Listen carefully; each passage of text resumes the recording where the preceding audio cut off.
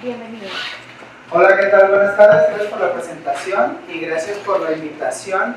Vamos a tratar de revisar un poco de lo que es el cáncer de mama desde la perspectiva, creo que todos deberíamos de saber algunas cuestiones desde el punto de vista más técnico y de las ventajas de hacer diagnósticos de manera oportuna, que creo que es lo que más nos debería de importar en realidad. Entonces, empezando con la definición, sin ser muy técnico ni nada de patología, pero al final de cuentas el cáncer de mama pues es una enfermedad causada por un crecimiento anormal de las células de la glándula mamaria. Entonces esto es un crecimiento descontrolado que hace que se vayan acumulando células y más células y más células y que esto forme un tumor y que estos tumores tengan la capacidad para irse a otros sitios, ¿sale? Como la gran mayoría de los cánceres de cualquier sitio. Y en términos de epidemiología y por qué es tan relevante el cáncer de mama, pues principalmente por dos cosas. Una, porque 1 de cada 8 mujeres va a tener cáncer de mama en algún momento de su vida, y eso significa que es la principal causa de cáncer en el mundo, incluso considerando las causas que también dan en hombres exclusivamente, y es la principal causa de muerte por cáncer en mujeres. Entonces esto significa una carga asistencial muy grande para cualquiera de los países que quisiéramos evaluar. Y lo otro es que las edades al momento del diagnóstico de este cáncer de mama es en mujeres que son económicamente activas. Entonces esto también representa una carga pues muy importante desde el punto de vista familiar, económico y social de todos los países. Como les comentaba ahorita, pues bueno, si consideramos estadísticas de ambos sexos, el cáncer de mama es la primera causa de cáncer en el mundo. Entonces es el que más prevalente está en cualquier parte del mundo y es de las primeras 5 causas de muerte por cáncer en el mundo. Pero si nosotros hiciéramos solo el análisis de las causas de muerte por cáncer en mujeres, sería la primera causa de muerte por cáncer en mujeres. Entonces esto pues bueno, es una alta carga nuevamente de pacientes con el diagnóstico, y si hacemos una evaluación a nivel local, es decir, a nivel nacional en México, pues no es diferente. El cáncer de mama sigue siendo la principal causa de cáncer en mujeres y la principal causa de muerte por cáncer en mujeres. Y algo que es relevante es que a lo largo del tiempo tenemos un ligero aumento en la mortalidad, a pesar de que tenemos más y mejores herramientas para tratar el cáncer de mama. El hecho de que tengamos muchos diagnósticos pues significa también muchas más muertes, pero también porque hay más muertes, porque hacemos diagnósticos en etapas que son más avanzadas de lo que nosotros quisiéramos y en donde los tratamientos pues pudieran tener un efecto un poco más limitado. ¿Y por qué es que hay tantas mujeres con cáncer de mama en el mundo? Pues son varios los factores, principalmente son los factores que están asociados al estímulo estrogénico, es decir, las mujeres tienen más cáncer de mama porque están más expuestas a los estrógenos, que pues es parte de lo que las hace tener las características femeninas, pero también porque se agregan otros factores que aumentan esta misma exposición a los estrógenos. Es decir, la transición epidemiológica, pues todos queremos vivir más y afortunadamente tenemos una esperanza de vida más prolongada que hace muchas décadas, pero también el hecho de que vivamos más pues nos da más oportunidad a que en algún momento se pueda formar un cáncer. Lo otro, pues bueno, es que desafortunadamente seguimos siendo uno de los países con mayor índice de obesidad en el mundo, y esto también va a significar un mayor riesgo de cáncer de mama. ¿Por qué? Porque las vías asociadas a la obesidad también influyen en el aumento de la exposición estrogénica. Por ahí distintas vías bioquímicas, entonces todo termina yendo hacia donde mismo. El hecho de que tenemos un aumento en el hábito tabáquico, que también tenemos un aumento en el abuso de alcohol, si bien estos no son los principales factores de riesgo para cáncer de mama, no dejan de ser uno de los factores de riesgo más asociados a cualquiera de los distintos tipos de cáncer y de manera general también el cáncer de mama. Aunque esto se han estado haciendo muchas campañas y creo que la conciencia es a volver a tener una lactancia materna más prolongada, no nada más por un tiempo limitado, pero tenemos varias décadas, sobre todo a partir de los 80s y 90s, en donde hubo un aumento en esta pues la exposición y disponibilidad de las fórmulas para la lactancia hizo que las mujeres dejaran de dar una lactancia de seno materno exclusiva, que es un factor protector para cáncer de mama. Entonces, pues bueno, perdíamos este factor protector y teníamos un mayor riesgo de presentar cáncer de mama. Y lo otro es que a lo largo de muchas décadas hemos tenido un aumento en el uso de tratamientos hormonales, ya sea con una intención anticonceptiva o como una intención de terapia de reemplazo hormonal en aquellas mujeres que ya están en la menopausia, que tienen muchos síntomas asociados, y lo más fácil siempre es, pues bueno, les damos unas pastillas que suelen ser estrógenos para que no pierdan ese estímulo y que bajen las molestias asociadas a... Algo bien importante de mencionar aquí es que no es que esté mal utilizar anticonceptivos desde el punto de vista estrogénicos, ni tampoco que sean estas terapias para el reemplazo hormonal malas. Lo único es que cuando las utilizamos por demasiado tiempo, y demasiado tiempo significa 5 años o más, y no tenemos una adecuada vigilancia, pues nuestro riesgo de presentar cáncer de mama asociado va aumentando. Entonces, desafortunadamente muchas de las pacientes que nos toca ver pues son pacientes que tienen 60, 65 años y que dentro del interrogatorio que hacemos es: ¿usted toma algún medicamento hormonal para los síntomas de la menopausia? Sí, claro, tengo 25 años tomándolos. Entonces es como, ¿y por qué no estuvimos haciendo alguna evaluación o por qué no buscamos otras estrategias también para mejorar esos síntomas? No que pues tengan que vivir con molestias, pero también hay muchas otras estrategias que podemos utilizar. Y dentro de estos factores que ya conocemos, pues los podemos dividir en modificables y en no modificables. Entonces, en donde sí podemos incidir, pues es justo en lo que ya comenté, pues tratar de tener un peso adecuado. Esto significaría tener una actividad física regular, apegarnos a una alimentación lo más saludable posible, obviamente disminuir o suspender el hábito del consumo de alcohol.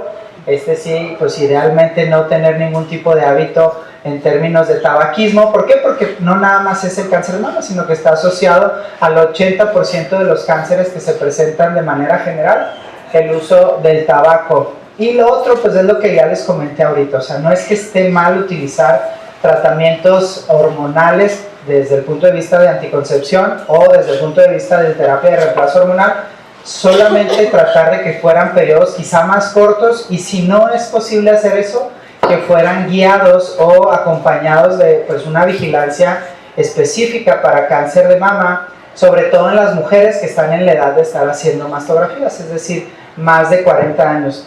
Pero también están factores de riesgo en los que no vamos a poder incidir, simplemente pues nos tocó. Uno de ellos pues básicamente es ser mujer. Ser mujer significa un 80% más, 80 veces más la probabilidad de padecer cáncer que un hombre. ¿Por qué? Porque nosotros también podemos tener cáncer de mama, pero como no tenemos esta exposición estrogénica tan alta como la tienen las mujeres, pues nuestra probabilidad de presentar un cáncer de mama pues es muy muy pequeña. Si nosotros comparamos hombres contra mujeres, 99% de los casos son en mujeres y 1 o menos del 1% de los casos de cáncer de mama va a ser en hombres. Entonces el principal factor de riesgo para tener cáncer de mama es ser mujer. Desafortunadamente ya nacemos con un factor de riesgo cuando somos mujeres. Entonces lo otro son los factores que no podemos incidir nosotros, pero que están estrechamente relacionados a la exposición estrogénica, es decir, la menarca. Cuando empezamos a tener nuestro periodo menstrual, significa que estos ovarios ya tienen una función más madura, que empiezan a producir estrógenos de manera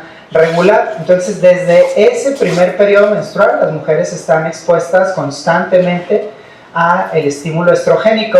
Y si a eso lo asociamos a una menopausia tardía, es decir, pues mujeres que tienen 60, 58 años y que siguen todavía con su periodo menstrual, pues quiere decir que desde los 10, 11 o 12 años hasta casi los 60 años siguen estando expuestas a los estrógenos que producen, y esta misma exposición pues la que nos va a elevar este factor de riesgo para presentar un cáncer. Y lo que comenté al principio, pues la edad avanzada, entre más años vivamos, las células pierden controles, y si estuvimos con otros factores de riesgo asociados, pues vamos a tener más probabilidad de en algún momento tener cáncer de mama. Va un poquito de la mano como el cáncer de próstata. Hay varios estudios en donde si nosotros tomáramos a todos los hombres que llegaran a los 90 años, más o menos como 90% de los pacientes, bueno, las personas que se evaluaran, podrían ya tener datos de cáncer de próstata. Más o menos iría así con las mujeres. Entre más tiempo tengan de vida, más probabilidad hay de que en algún momento pudieran tener un cáncer de mama. ¿Ok? Y lo otro es lo genético, y lo genético no es si mi mamá tuvo cáncer de mama, si mi tía tuvo cáncer de mama, si mi abuela tuvo cáncer de mama, sino alteraciones en genes específicos que nos aumentan la probabilidad de que presentemos un cáncer de mama, porque estos genes funcionan como guardianes de ciertos procesos y cuando están alterados, o sea, mutados, se pierde ese control y se puede presentar un cáncer de mama. Entonces, esto es un factor que no podemos controlar, pero que sí es heredado. Estos, los que sí tienen mutaciones genéticas, sí es un cáncer o una probabilidad que nos heredan nuestra papá o nuestra mamá. Y esta es principalmente los genes que son el BRCA1 o 2. Yo creo que fue como en los 2000, principios de los 2000, cuando se puso muy de moda el efecto Angelina Jolie. ¿Por qué? Porque Angelina Jolie tiene una mutación en el gen BRCA1 y una mutación en el gen BRCA1 o 2 nos aumenta la probabilidad de tener cáncer de mama a lo largo de la vida de hasta un 80%. Es decir, lo más probable es que esa mujer que tenga BRCA1 o 2 vaya a presentar un cáncer de mama. Y hay otros cánceres asociados a esta mutación, pero bueno, ahorita enfocándonos en cáncer de mama. Existen otros genes que también pudieran aumentar el riesgo de cáncer de mama, pero los más asociados son BRCA1 y 2. Pero esto significa, dependiendo de la población que estemos analizando, máximo un 15% de los casos. ¿Sí me explico? Es decir, lo menos probable es que nosotros tengamos, la paciente que lo presente, un cáncer hereditario o genético. La gran mayoría de los casos los consideramos esporádicos. ¿Por qué nos dio? Porque se juntaron varios factores de riesgos, entre ellos el hecho de que somos mujeres y ya tuve un cáncer de mama, pero no tenía nada que ver con que mi mamá, mi tía haya tenido. Y si lo queremos ver desde el otro punto de vista es de, pero yo no tengo ningún familiar con cáncer, ¿por qué me dio cáncer de mama? Pues aunque suena un poco mal, pues la respuesta es porque eres mujer, básicamente, porque ese es el principal factor de riesgo. ¿Sí me explico? Entonces, por eso es tan importante tener conciencia de todos estos factores de riesgo para poder hacer los estudios adecuados y si desafortunadamente nos toca el diagnóstico, hacerlo en una etapa lo más temprana posible. Como punto nomás ahí curioso, las mexicanas tienen una mutación específica que es como muy de las mexicanas, es la más frecuente dentro de las mutaciones de BRCA1 y 2, se les llama mutaciones fundadoras, y ese es el tipo de mutación que más frecuente vemos en las pacientes con cáncer de mama que tienen asociada una mutación. Ahora, ¿qué podemos hacer nosotros para tratar de disminuir el riesgo de cáncer de mama? Algo que debemos de saber es que en ausencia de una mutación, realmente las estrategias para disminuir el riesgo de cáncer de mama no son tan impactantes. Es decir, no quiere decir que si yo hago mucho ejercicio, no quiere decir que si yo como muy bien, que si no consumo ningún tipo de estrógeno, ya sea para anticoncepción o reemplazo hormonal, ya garantizo que no voy a tener cáncer de mama.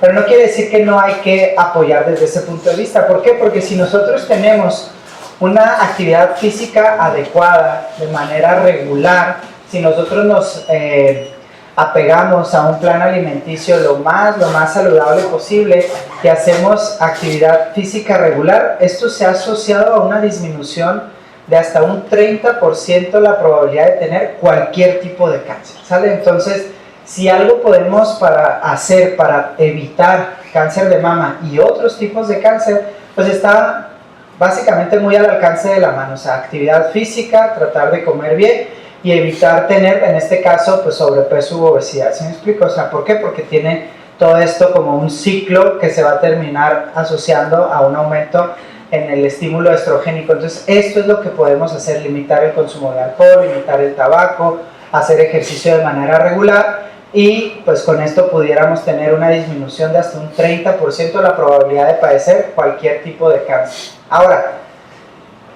si ya estamos haciendo estrategias para tratar de disminuir la probabilidad de tener un cáncer, en este caso un cáncer de mama, las pacientes que desafortunadamente tengan un cáncer de mama, ¿qué podemos hacer para tener un diagnóstico oportuno? Es decir, para detectarlas en etapas muy tempranas.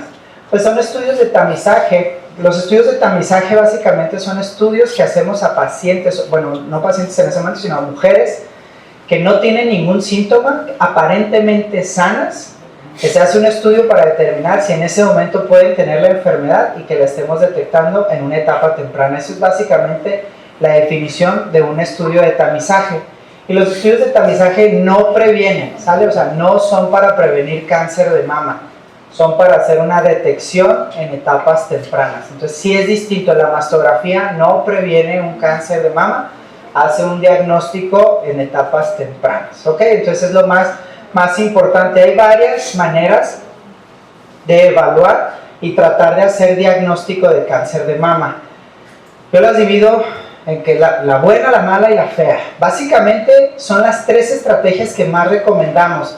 Pero si nosotros agarramos cada una de estas estrategias en lo individual, tienen muchas diferencias en términos de rendimiento diagnóstico. El mejor es la mastografía, es el estudio ideal. La mastografía, ya tenemos equipos con mejor tecnología, con mejor definición, asociados a programas de tomosíntesis, que nos van a dar una imagen muy definida y que aumentan mucho la capacidad de diagnóstico, en este caso de cáncer de mama.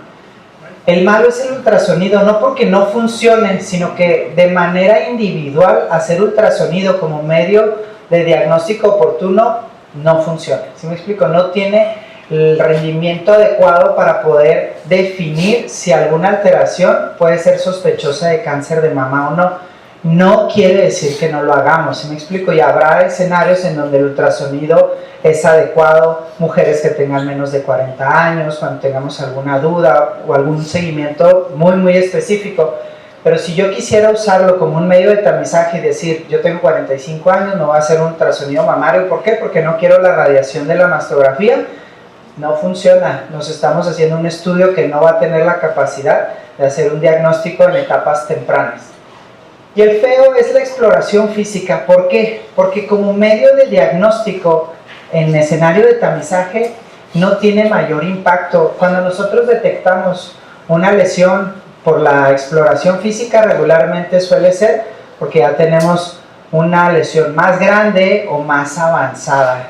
Y esto es muy variable, porque no es lo mismo que nosotros exploremos o que una mujer se autoexplore cuando tenga glándulas mamarias muy pequeñas, en donde quizá una lesión de 1 centímetro pueda ser muy fácil de detectar, a diferencia de alguien que tiene unas glándulas mamarias más grandes, en donde hemos tenido casos de que no se habían dado cuenta, no se les tocaba aparentemente tan fácil, incluso a la visualización no había grandes cambios comparando con la mama del otro lado, tumores de más de 5 centímetros. Entonces uno dice, pues sí, es casi el tamaño de una naranja y no nos habíamos dado cuenta.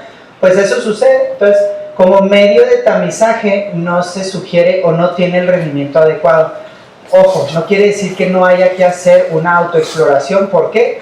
Porque la autoexploración está dirigida principalmente a las mujeres que se salen de la edad de mastografía, es decir, mujeres menores de 40 años. ¿Por qué? Porque también a las mujeres menores de 40 años les puede dar cáncer y a ellas no les vamos a estar haciendo una mastografía cada año. Entonces necesitamos saber si ellas detectan algo anormal y en ese momento poder hacer estudios más adecuados. Entonces lo que sí funciona es una mamografía y en escenarios y casos muy específicos una resonancia magnética de mama. Esto regularmente es alguien que ya tenemos en seguimiento, una mujer joven o una mujer con unas mamas muy densas, en donde la mastografía puede quedarse un poco corta. Utilizamos la resonancia magnética.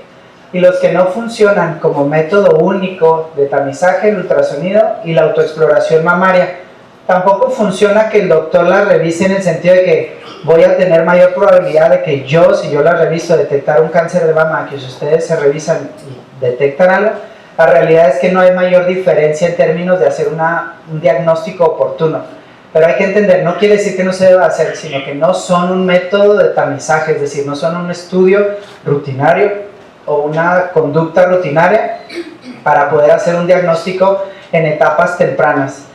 Entonces, algo muy importante de la mastografía es que tiene que hacerse de manera anual, idealmente a la gran mayoría de las mujeres, es decir, a todas las mujeres que cumplan el criterio que es ser mujer y tener más de 40 años. ¿Por qué? Porque para hacer una detección oportuna necesitamos hacer muchas mastografías, es decir, para poder yo tener un impacto en el cáncer de mama en términos de disminuir la mortalidad asociada al cáncer de mama mediante un estudio de tamizajes, hacer a casi 1000 estudios para que una de las mujeres logremos salvarla de morir por cáncer de mama. Pero si nosotros vemos pues, la cantidad de mujeres que están en el escenario de 40 años o más, pues es demasiada, ¿sí me explico? Entonces, idealmente tiene este impacto. La mastografía ha logrado reducir hasta un 30% la mortalidad por cáncer de mama una vez que nosotros hacemos este estudio a la población y cubrimos la población ideal. Ahora, ¿hay cosas en contra de la mastografía? Pues sí, hay varias cosas asociadas a la mastografía que pudieran tener dos cosas en contra. Una, pues es un procedimiento incómodo, ¿sí me explico? O sea, nadie va a negar que es un procedimiento incómodo, que puede tener ciertas molestias a la hora de realizarlo, que regularmente son transitorias, ¿sale? No debería ser para nada algo grave o algo que deje algún tipo de secuela. La radiación emitida por el estudio de mastografía es muy pequeño y no aumenta la probabilidad de que por estar haciendo mastografías cada año tengamos cáncer, al contrario, vamos a lograr detectarlas y que se mueran menos por cáncer. Y lo otro es que muchas de las ocasiones vamos a ver imágenes o vamos a tener reportes con sospecha de que pudiéramos tener un cáncer de mama y vamos a necesitar una biopsia. Y a mí, aunque no me gusta que diga innecesaria, más bien es que fue una biopsia por un falso positivo. ¿Qué quiere decir? Que la mastografía me dijo que probablemente pudiéramos tener cáncer y al momento de hacer una biopsia, pues salió que no. No fue innecesaria, más bien pues no correlacionó con la imagen, ¿sí me explico? Pero también pues existe esa probabilidad. Entonces, al final de cuentas, ¿qué es lo que nos dice toda la información y todos los ensayos que se han hecho asociados a estos programas de detección oportuna? Que sí hay beneficios como la detección temprana, con esto un tratamiento oportuno y finalmente asociado a una disminución en la mortalidad por cáncer de mama. Los potenciales riesgos, pues algún sobrediagnóstico o sobretratamiento en algunas ocasiones y una detección de un tipo de cáncer que probablemente nunca lo hubiéramos visto y que nunca iba a crecer más allá de lo que se vio en ese momento. Son las menos, eso es bien importante saber que son las menos que se quedan en este lado. La gran mayoría vamos a obtener básicamente puros beneficios. Entonces, estas son las dos imágenes más convencionales que se utilizan en la mastografía. Es una oblicua medio lateral y una craniocaudal, es decir, así, ladito de ladito. Y lo que les decía al principio, es un estudio con un alto rendimiento, o sea, tiene una sensibilidad alta, más del 70% de la capacidad para detectar una enfermedad en una paciente asintomática, y que cuando nos detecte eso, estemos casi seguros que sí va a ser cáncer, ¿ok? Entonces, por eso es tan relevante esto. Pero también es muy relevante saber interpretar los reportes de mastografía y que quien los interprete, es decir, quien vea la imagen, el radiólogo, idealmente sea un radiólogo con un entrenamiento en imagen mamaria, porque varía mucho el reporte que nos va a dar un radiólogo que no tiene un entrenamiento adicional para imagen mamaria a alguien que sí lo tiene. Y aquí, sin meterme en muchos detalles, al final de cuentas los reportes van a ser benignos del 3 al 1. El 0 significa que hay que hacer otro estudio adicional, mala técnica, mala calidad, o no nos fue suficiente, no era el estudio adecuado para la paciente, hay que hacer otro. Pero los que tienen un BIRATS 4 a un BIRATS 5, la probabilidad de que la imagen que estemos viendo pasa desde un 10% en 4A hasta un 95% o más en un BIRATS 5. Entonces, entre más cercano al 5 sea la calificación que le dé el radiólogo, mayor la probabilidad de que esto sea un cáncer de mama lo que estemos viendo. ¿Y esto qué significa? Que hay que hacer un estudio confirmatorio en ese momento, ¿ok? Era lo que les decía de las biopsias, que en algunas ocasiones pudieran ser un falso positivo, pero si nosotros vemos cuando hacemos el reporte por alguien con un ojo entrenado, sobre todo a partir de 4B en adelante, la probabilidad de que lo que estamos viendo sea cáncer es muy alta, más del 50%. Entonces el proceso será que alguien va a ir a hacerse un estudio, ya sea por la rutina de tamizaje o por la detección de una anormalidad en su mama. Vamos a utilizar una mastografía del ultrasonido. Si el reporte va a ser un BIRATS 4 o 5, vamos a hacer una biopsia con aguja de corte, y esto es bien importante. Si alguien les dice lo más probable es que esto sea cáncer, hay que hacer una biopsia con aguja de corte, es decir, nosotros obtenemos unas muestras. La aguja de corte es como una especie de sacabucal. Vamos a sacar unas muestras, sacar unas tiras como de 4 milímetros cada una de grosor. Se sacan varias, 6, 8, dependiendo del tamaño de la lesión y la localización, y eso lo vamos a mandar a patología para que nos pueda decir si lo que estamos viendo es cáncer sí o no. Y esto es súper relevante, porque todavía al día de hoy seguimos viendo mujeres que tienen una sospecha de que es cáncer y pasan directo a un quirófano, terminan en una mastectomía, terminan en una tumorectomía. No fue la mejor estrategia, no se quitó todo el tumor porque no entraron sabiendo que eso era cáncer sí o no, o cuál tipo de cáncer, o cuál era el mejor abordaje quirúrgico. Y es bien importante que sepan que es indispensable contar con una biopsia previa a cualquier tipo de tratamiento en caso de cáncer de mama, ¿sale? Si nosotros no tenemos una biopsia previa, realmente no tenemos diagnóstico y realmente no estamos haciendo un abordaje adecuado. ¿Por qué?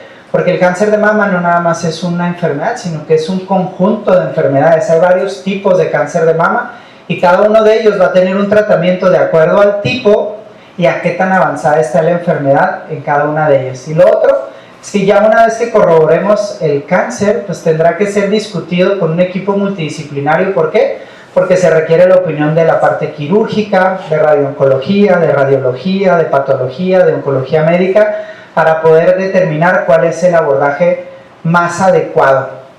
Entonces, para que nosotros logremos hacer un diagnóstico en etapas tempranas mediante programas de detección oportuna, que son los de tamizaje, el mundo ideal será que tendríamos que cubrir el 70% de la población en riesgo, ¿sale? O sea, está la gran mayoría de la población en riesgo. Quiere decir que 70% de la población de las mujeres que tengan 40 años o más tendrían que hacerse cada año una mastografía y un ultrasonido mamario, por circunstancias muy complejas de nuestro país y nuestro estado, desde el punto de vista social, cultural y geográfico. Esto se vuelve muy complejo, ¿sale? Lograr el 70% de la cobertura es muy complejo para un país como México. Lo otro es que aparte, si nosotros ya tuvimos la cobertura y potencial diagnóstico, pues hay que tener una infraestructura adecuada desde el punto de vista de imagen, o sea, que el mastógrafo sea un equipo adecuado, un equipo digital, un equipo lo más moderno posible.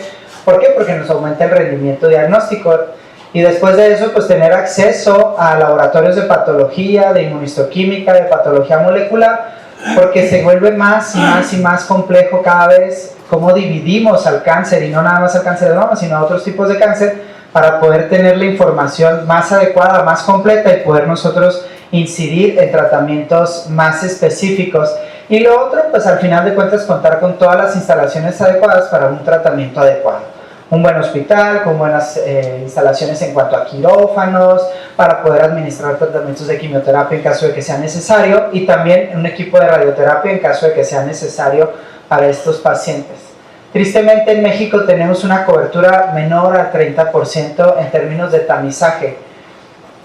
Y no es de que el gobierno no haga las cosas, sino que, nuevamente, aunque tuviéramos mucho dinero o muchas ganas de hacer estas estrategias, sigue siendo muy complejo. Piensen nada más, por ejemplo, en Oaxaca, que son 500 municipios, Chihuahua, que somos cerca de 70 municipios.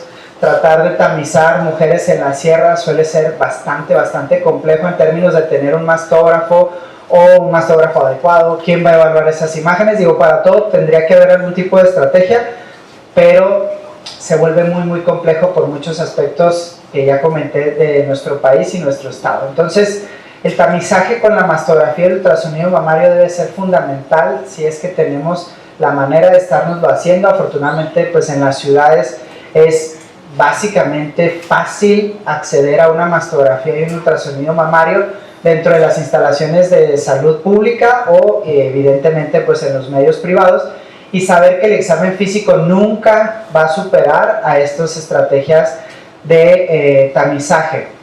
Pero bueno, lo que les comentaba no quiere decir que no haya que hacer una autoexploración y tener un autoconocimiento de nuestras mamas para poder detectar alteraciones, ¿sale? O sea, si ya no entramos en un diagnóstico por un estudio de tamizaje, saber que en cuanto detectemos algo que no está adecuado dentro de nuestras mamas o que no estaba en semanas previas, pues hay que hacer un estudio en ese momento. Idealmente, pues hay varias maneras. Lo que se sugiere es estar frente a un espejo, pues con los pechos descubiertos, ver la simetría, ver cómo está la caída, el tipo, cómo es el pezón, y a partir de ahí hacer algunos movimientos con los brazos para ver si las mamas se mueven igual, si hay alguna zona que tenga como cierta retracción.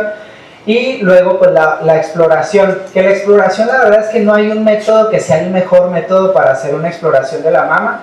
Puede ser del pezón hacia afuera, de afuera hacia el pezón, en forma circular, pues de manera lineal. La verdad es que la idea es que cubran todas las zonas de la mama y que conozcan la textura, la forma, todo lo que pueda estar asociado a la mama para poder detectar alguna alteración posterior. Uno de los momentos en donde se sugiere pues es a la hora del baño, porque con el jabón hace que sea más sensible detectar algún bulto o alguna alteración en la textura de la piel. Y lo otro que es muy importante es que idealmente la exploración la tenemos que hacer entre el día 5 y 7 después de nuestro periodo menstrual. ¿Por qué? Porque el resto del tiempo tenemos cambios hormonales que inciden en la mama y pudiéramos detectar alteraciones que no necesariamente son cáncer o que no son algo 100% anormal. Así es como se pudiera ver un cáncer de mama localmente avanzado con cambios en la piel, enrojecimiento, hundimiento, dolor, descamación.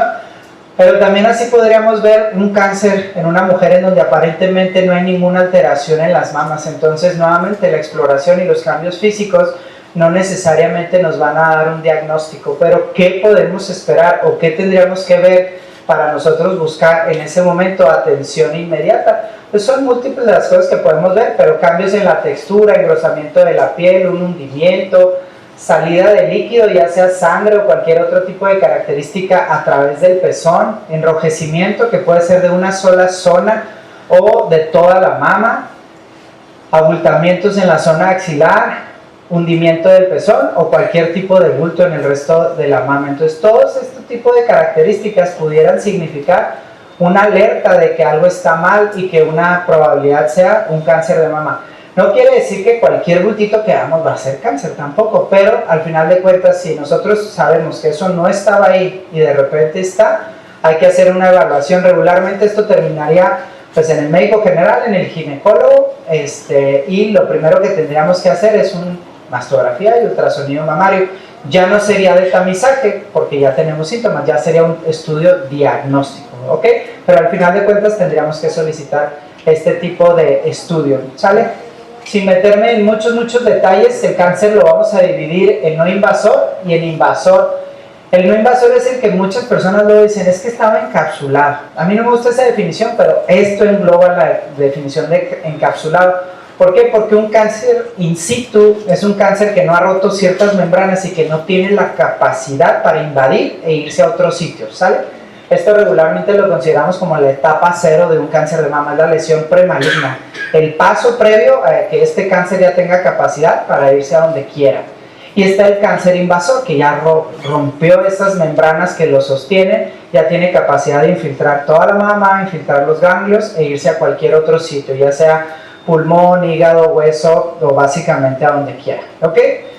Como les comenté ahorita, no existe nada más un tipo de cáncer de mama, sino que es un conjunto de enfermedades que englobamos en cáncer de mama y depende básicamente de la expresión de 3 receptores principales, el receptor de estrógeno, progesterona y otro que se llama HER2, ¿ok?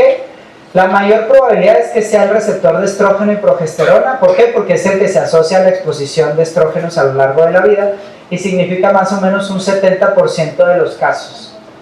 El HER2 es una probabilidad menor, más o menos un 20 o un 25% de los casos va a tener una expresión de HER2. Estos dos pueden coexistir, es decir, que estén al mismo tiempo los 3. Y cuando ninguno de estos 3 está presente, es un cáncer de mama que llamamos triple negativo. Entonces, en orden de frecuencia, 60-70%, 20-25% y 10-15%, ¿ok? Entonces, eso sería a grandes rasgos los 3 tipos de cáncer de mama que existen. Y más o menos es como se divide en el país, así como se refieren en algunas otras literaturas mundiales.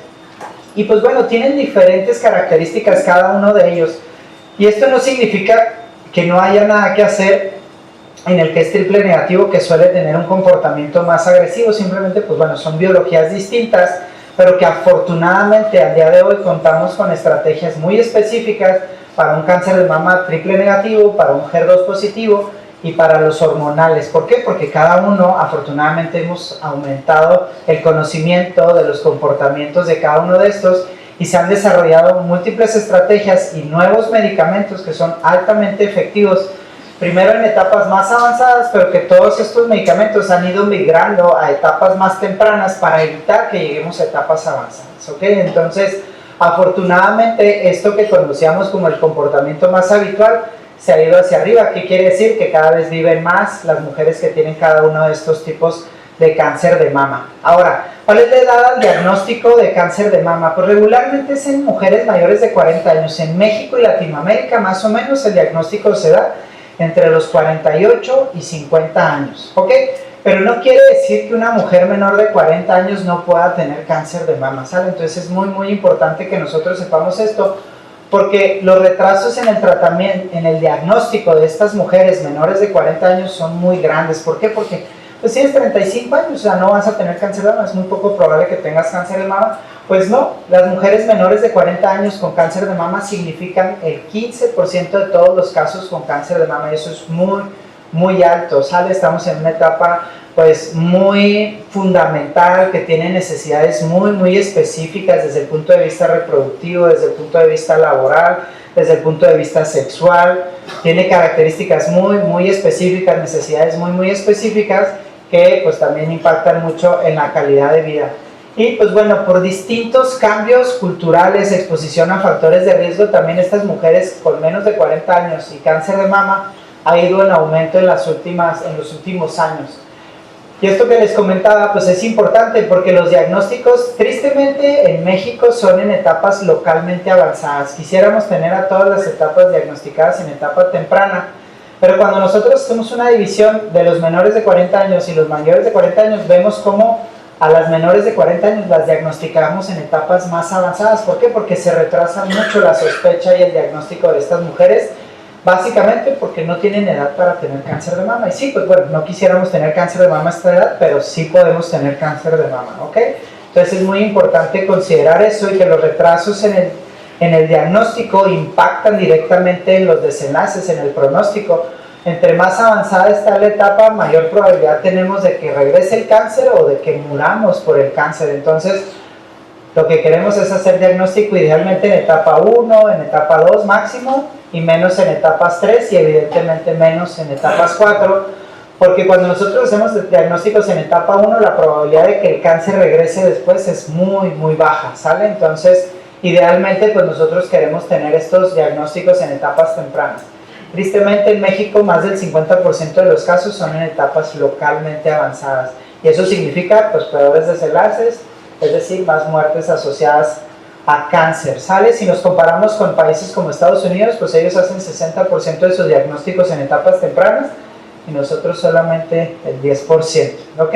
Entonces importa mucho el tiempo que pasa desde que el paciente detecta hasta que empieza un tratamiento en cualquier lugar, ¿sale? Si nosotros vemos países de primer mundo, los tratamientos empiezan desde el diagnóstico a la primera vez que recibe un tratamiento, ya sea quirúrgico o quimio o pastilla, lo que sea. Más o menos es un mes que se tarda en esos países. No en todos lados se cuece nada más, pero al final de cuentas, de manera general, los sistemas tienen procesos administrativos que son más ágiles, ¿sale?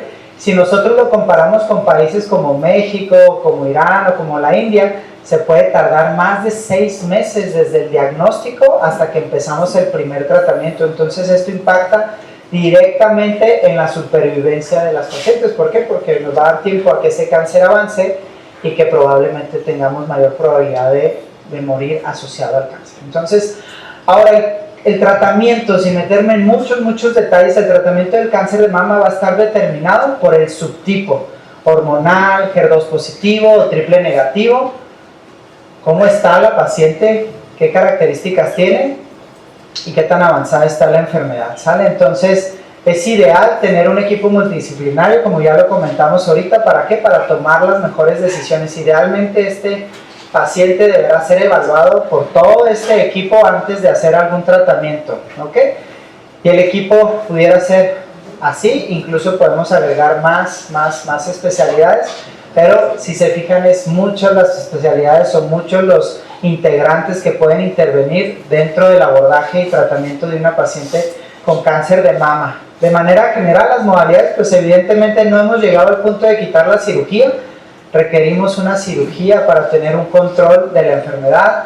Algunas pacientes, no todas, van a requerir tratamientos con quimioterapia y algunos otros tratamientos dirigidos, anticuerpos monoclonales, inmunoterapia o terapias tomadas, que regularmente terminan aquí en este aspecto de hormonoterapia, y algunas pacientes van a tener la necesidad de requerir tratamientos con radioterapia, ¿sale? Entonces, estos son los pilares del tratamiento en un cáncer de mama, pero la combinación de estos pues, va a estar determinado por los factores que ya les comenté de manera previa. ¿Y qué es lo que nosotros queremos idealmente en las etapas curables, que es de la etapa 1 a la etapa 3?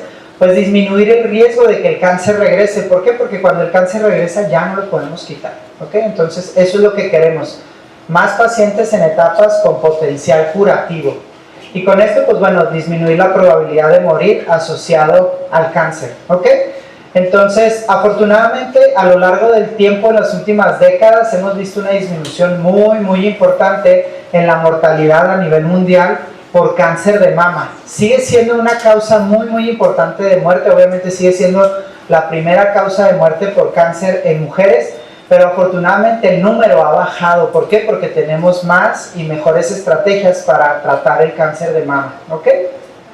Entonces, pues bueno, con esto los quiero dejar, saber que es una carga importante de atención en salud, la principal causa de cáncer y muerte por cáncer en mujeres, que la gran mayoría va a ser esporádico, es decir, nos tocó tener cáncer de mama, pero que si tenemos estrategias de tamizaje y nos apegamos a las estrategias de tamizaje, podemos tener una reducción de hasta el 30% de la mortalidad.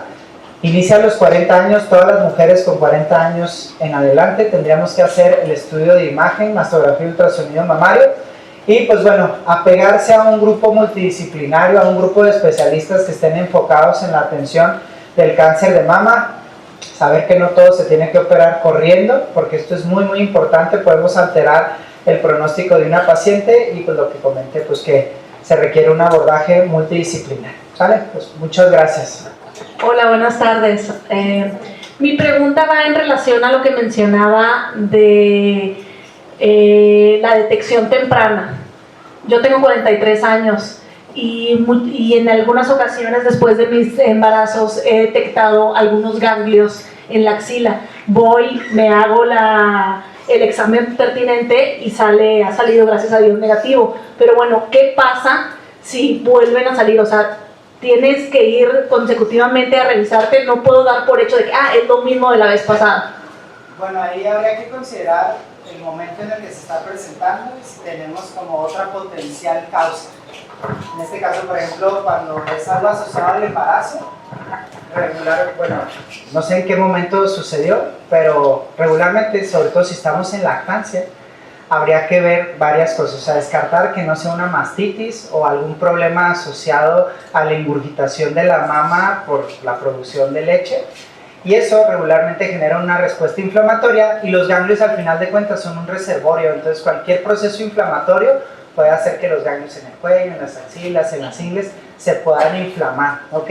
Entonces hay que tener como muy consciente el contexto, o sea, si hay otra causa que pudiera como explicar ese cambio, pues bueno, hay que darle seguimiento, pero no me preocuparía tanto. Pero si solo estamos viendo como palpar los ganglios así de la nada, pues hay que hacer un estudio, ¿no? O sea, idealmente, si estamos en la edad de 40 años o más, pues yo sí recomendaría mucho, si nada más son los ganglios y yo no palpo nada, al menos un ultrasonido en ese momento, pero idealmente si no tenemos una mastografía reciente, hacer una mastografía con ultrasonido mamario y axilar. ¿Okay?